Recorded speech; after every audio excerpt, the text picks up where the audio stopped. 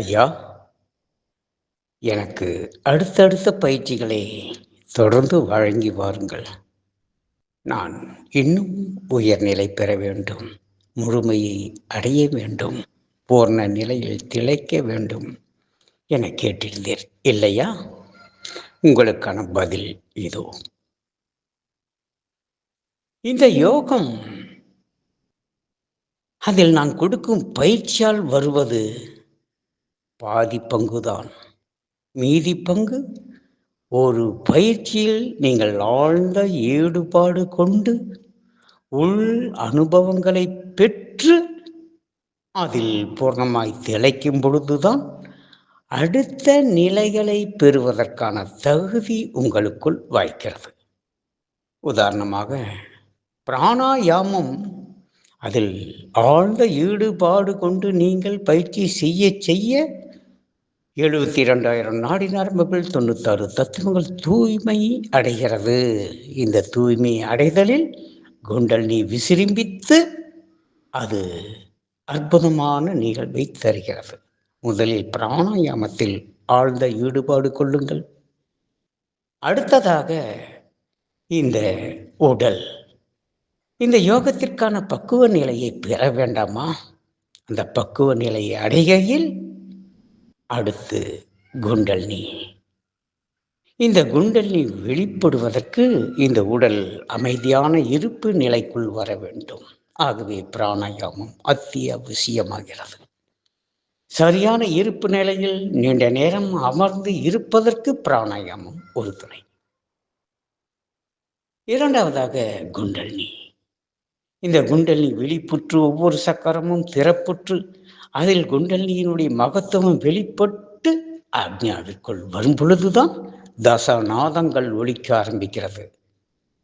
அப்போ இந்த குண்டலினி யோகத்தில் நீண்ட நிலை பெற வேண்டும். காலையும் மாலையும் அதற்கான நேரத்தை ஒதுக்கி ஆழ்ந்த ஓர் உள்நிலைக்குள் அந்த தியானத்தில் நிலைத்திருக்க வேண்டும். அப்பொழுதுதான் தசநாதங்களோடு அற்புதமான ஒளிகளும் பிரகாசங்களும் பெருகும். இந்த ஆக்ஞா தியானத்தில் நீங்கள் அளப்பரிய அனுபவங்களை பெற வேண்டியதாக இருக்கிறது. ஆகவேதான் இதில் நீண்ட காலங்கள் ஒதுக்கி இதில் முழுமை பெற வேண்டும். இந்த ஆக்ஞா கடந்து துரியம் எனும் சகசாரா தியானத்தில் இந்த சிதாகாச பெருவெளி எனும் அந்த உயர்நிலை தத்துவத்தை அறிந்து இந்த குண்டலினி என்னும் ஆன்மா உணர்வை இந்த சகசாராத வழியாக வெளியேற்றி எங்கும் நிறைந்த பிரம்மம் எனும் அந்த பேருணர்வில் லயமாக்கும் பொழுதுதான் துரியம், துரியாதீதம், அதீதம் என்னும் நிலை சித்திக்கிறது. இந்நிலையில் நீண்ட காலம் பயிற்சி செய்து வர வேண்டும். அதன் பிறகுதான் உள்முக பயணம், ஆக்ஞா தவம். இதில்தான் சமாதி யோகம் சித்திக்கிறது. துரியத்திலும் சமாதி யோகம் சித்திக்கிறது. ஆனால் அதில் ஆன்ம நிலை என்பது குறைவு. அறிவு நிலையோடு கூடிய தன்மைதான். ஆக்ஞாவின் உள்முக பயணத்தில் தான் ஆன்மா உணர்வில் திளைத்து சவிகற்ப சமாதி, நிர்விகல்ப சமாதி. இந்நிலையில் நீண்ட கால பயிற்சி பெறும் பொழுது சகஜ சமாதி வாய்க்கிறது. சகஜ சமாதியில் தான் இந்த உடல் வேறு, மனம் வேறு, குணம் வேறு, நீங்கள் வேறு என்கின்ற இந்த திரிபுடி கடந்த நிலையை அனுபவத்திற்கு வருகிறது. ஆக அவ்வளவு சுலபத்தில் ஆன்மாவான உங்களை அறிதல் கஷ்டம். காரணம், அது சுலபமானதுதான். எவ்வளவு தீவிர முயற்சியும் நீண்ட தியான பயிற்சியும் சமாதிகளை அனுபவித்து கடந்த நிலையும் அதில் ஏற்படும் பக்குவமும் உங்களுக்கு எப்படி நீங்கள் வாய்ப்பாக்கி கொள்கிறீர்களோ அதற்கு தகுந்தவாறுதான் ஆன்ம தரிசனம் கிட்டும். இந்த அத்வைத ஞானம் மார்க்க பாதையில் சமாதி தாழ்ந்த நிலைதான். சமாதி கடந்து 5 கோஷங்களை விளக்க வேண்டும். அந்த 5 கோஷங்கள் இந்த குண்டலினி யோகத்தால் தான் விளக்கப்படுகிறது. அதற்கு நீண்ட நெடுநாள் பயிற்சியும் தேவைப்படுகிறது. ஆனால் என் அருளால், என் பக்குவ நிலையால் உமக்கு அது கூடிய விரைவில் சித்திப்பதற்கு வாய்ப்பு இருக்கிறது. அன்னமய கோஷம் விலக்கி அதனுள் நிறைந்துள்ள பிராணமய கோஷத்தை விலக்கி, பிராணமய கோஷத்தினுள் நிறைந்துள்ள மனோமய கோஷம் விலகி, அதனுள் அதே அம்சத்தில் நிறைந்துள்ள அறிவுமய கோஷம் அதுவும் விலகி, ஆனந்தமய கோஷம் விலகி, அதன் பிறகு உள் தேடலாக இருக்கும் பட்சத்தில் ஆன்மா ஒளி பிரபகம் வரும். அப்பொழுதுதான் நீ ஒளியாய் இருக்கிறாய், ஒளியில் இருக்கிறாய், ஒளிக்குள் இருக்கிறாய். இந்த மூன்றும் வார்த்தைகளாக தெரிந்தாலும் அதிமகா சூட்சும நிலைகள். இவற்றை நீங்கள் அறிந்து கொள்வதற்கு நீண்ட தியானம் கடந்த ஆழ்ந்த சமாதி இந்நிலைகளை பெற்று அனுபவித்து கடந்து வர வேண்டும். இந்நிலைகளை பெறுவதற்குத்தான் பல்வேறு பயிற்சிகள் கொடுக்கப்படுகிறது. ஆனால் அதில் மிகச்சிறந்தது இந்த குண்டலினி யோகம்தான். இந்த நிலைகள் பெறும் பொழுதுதான் சகஜ சமாதி வாய்க்கிறது. இந்த சகஜ சமாதி எல்லா நேரத்திலும் எந்த தொழிலை செய்து கொண்டிருந்தாலும் சமாதி நிலையிலே இருப்பீர்கள். அதில் சுவாச பந்தனம் என்பது அதி உன்னதமானதாக இருக்கிறது. இந்த சுவாச பந்தனத்தில் திளைத்து சகஜ சமாதியில் நிலைத்து பேரானந்த முத்ராவில் நீர் வெளிப்படும் பொழுதுதான் ஆன்மாவாகிய நீர்முகத்தில் தன் நிலையில் வெளிப்பட முடியும். ஆனாலும் உங்களை நீங்கள் பார்ப்பது கடினம்தான்.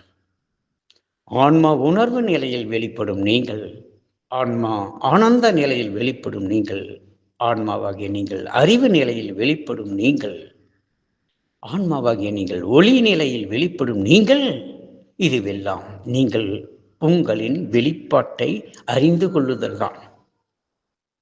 ஆன்மா தரிசனம் என்பது கண்ணாடி முன் நின்று உங்கள் உடலை பார்ப்பது போல், உருவத்தை பார்ப்பது போல், இவையெல்லாம் கடந்த நிலை. நன்றாக கவனிங்கள். இவை எல்லாம் சமாதி கடந்த நிலை, 5 கோஷங்கள் கடந்த நிலை, இந்த 4 சூட்சும மகா நிலைகளை கடந்த நிலை. அதுதான் அறிவு நிலை, ஆனந்த நிலை, ஒளி நிலை, அறிவு நிலை. இவை மகா மகா சூட்சுமம் கலந்த அற்புத நிலை. இதுவும் ஆன்மா நிலை என்றாலும் இது நிலைகள். இதில் நீங்கள் வெளிப்படுகிறீர்கள். ஆனால் நீங்கள் இதுவல்ல, உங்களிலிருந்து வெளிப்படும் ஹம்சம். அப்படியானால் உங்களை முழுமையாக பார்க்க வேண்டும் என்றால் மீண்டும் கூறுகிறேன், கண்ணாடி முன் நின்று உடலை காண்பது போல் உங்களை நீங்கள் காண வேண்டும். உள்ளுக்குள் உங்களை தேடும் தேடலோடு தீவிரம் அடைகையில் நீங்கள் பிரசன்னமாவீர்கள். ஒளிக்குள் அந்த ஒரு நொடியில் துவைத பாவனை இருந்து அது இறைவன் என்றும் எண்ணம் வந்துவிட்டாலும் நீங்கள் உங்களை தரிசிக்க முடியாது. அதுதான் நான் என்பதை விளக்குவதுதான் இந்த அத்வைதம். ஆன்மாவாகி நீங்களாக வெளிப்பட்டவுடன் நீங்கள் பிரம்மமாய் ஏக பரிபூர்ணமாய் இருப்பதை அறிய முடியும். அந்நொடியில் உங்கள் அனைத்து ஏக்கங்களும் தேடல்களும் முடிவடைகிறது. ஆகவே இதற்கான பயிற்சி நீங்கள் இந்த யோக ஞான சமாதி நிலைகளில் ஆழ்ந்த ஈடுபாடு கொண்டு அதற்கான நேரங்களை ஒதுக்கி காலையும் மாலையும் இடாது பயிற்சி பண்ணி சகஜ சமாதி நிலை பெற்று அதில் திளைத்து அதன் பிறகு உள்முகத்தில் வெளிப்பட்ட நீங்கள் வெளியில் தென்படுவீர்கள். வெளியில் ஏகமாய் நீங்களே இருப்பதை அறிந்த பிறகு உள்ளே இல்லை, நீங்கள் வெளியில் தான் இருக்கிறீர்கள். இவற்றையெல்லாம் பெறுவதற்கு இந்த தியானத்தில் நீண்ட ஆழ்ந்த காலங்களுக்கு அப்பாற்பட்ட நிலைகள் பெற நீங்கள் இன்னும் நீண்ட பயிற்சிகள் செய்து வாருங்கள். நீங்கள் இந்த பயிற்சியில் குறைந்தது 1 நாளிகை நேரமாவது நீடித்து நிலைத்து இருத்தல் வேண்டும். அப்பொழுதுதான் யோக அனுபவங்கள் சித்திக்கும். ஏனென்றால் தூலம் கடந்த சூட்சும நிலைகளை அறிய வேண்டியதாக இருக்கிறதே, அடைய வேண்டியதாகவும் இருக்கிறது. ஏதோ அரை மணி நேரம், ஒரு மணி நேரம், அதனால் என்ன பயன்? இந்த ஒரு நாளிகை என்பது என்ன? குறைந்தது நீங்கள் தியானத்தில் 1.5 மணி நேரம் இருத்தல் வேண்டும். சமாதி என்றால் சவிகற்ப சமாதி, நிர்விகல்ப சமாதியில் 1.5 மணி நேரம் இருத்தல் வேண்டும். சுவாச பந்தனத்தில் இருந்தால் 1.5 மணி நேரம் இருத்தல் வேண்டும். துரிய நிலையில் நிலைத்தால் 1.5 மணி நேரம் நிலைத்திருத்தல் வேண்டும். துரியாதீதத்தில் தனியாக அது ஒரு நிலை. ஆனால் ஒட்டுமொத்தமாக கொடுத்திருக்கிறேன். அதீத நிலை பெறுவதில் 1.5 மணி நேரம் செலவழிக்க வேண்டும். கோஷங்கள் நீக்கி பார்ப்பதில் 5 கோஷங்கள் நீக்கி அதை கவனிப்பதில் 1.5 மணி நேரம் இருத்தல் வேண்டும். அப்பொழுதுதான் ஏதாவது ஒரு கோஷத்தின் வெளிப்பாடும் அற்புதமும் உமக்குள் நிகழும். இதை கடந்து உள்முக பயணம், ஆக்ஞாவிற்குள், ஆக்ஞா தவத்தில் உள்முக பயணம். அதில் உள் இருளை முதலில் 1.5 மணி நேரம் நீங்கள் கவனித்தவாறே இருத்தல் வேண்டும். அது ஏதோ ஒரு நாள் அல்ல, 2 நாள் அல்ல. அந்த உள் இருள் விலகும் வரை, அது எத்தனை நாட்களானாலும், எத்தனை வருடங்களானாலும், அந்த உள் இருளை உற்று உற்று நோக்கி, அந்த நோக்குகின்ற நோக்கால் அது விலையை ஒளி பெற வேண்டும். ஒளி தரிசனம், செம்மையான பரவெளி தரிசனம் பெறுவதற்கு நீண்ட உழைப்பை கொடுக்க வேண்டாமா? நீண்ட நேரம் அதில் திளைத்திருக்க வேண்டாமா? அப்பொழுதுதான் செம்மையான பரவெளியை அறிய முடியும், அடைய முடியும். அதில் நீண்ட நாட்கள் பயிற்சிகள் செய்து செய்து வரும் பொழுதுதான் பொன்னிறமான வெட்டவெளி தரிசனம் உண்டாகும். அந்த வெட்டவெளி, இந்த செம்மையான பரவெளி, இந்த சூனியவெளி யாவுமே ஆக்ஞாவில் தான் நிலைத்திருக்கிறது. அது எங்கும் நிறைந்திருந்தாலும் அதை தூரம், வெகு தூரம், நீண்ட தூரத்தில் அறிய முடியாது, அடைய முடியாது.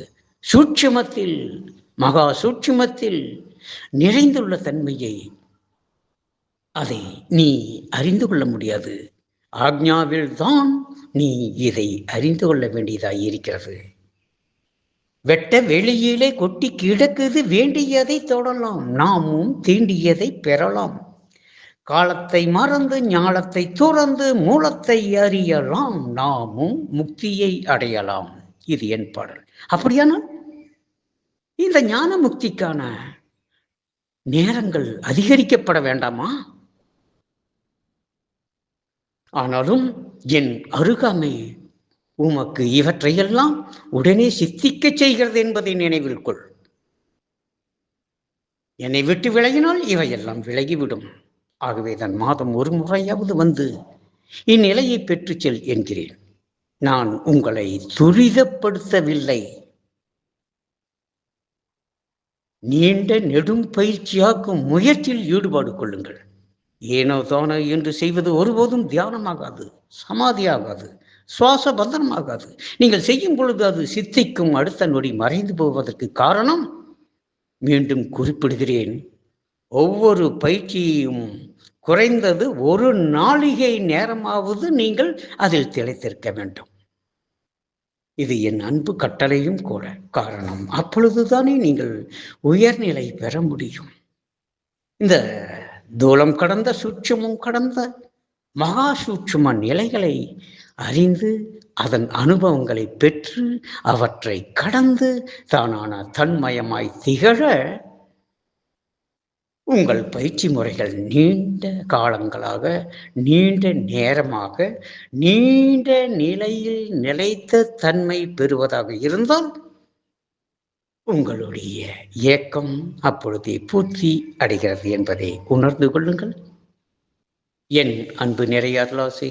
நன்றி செய்ய நலமே பெறுக.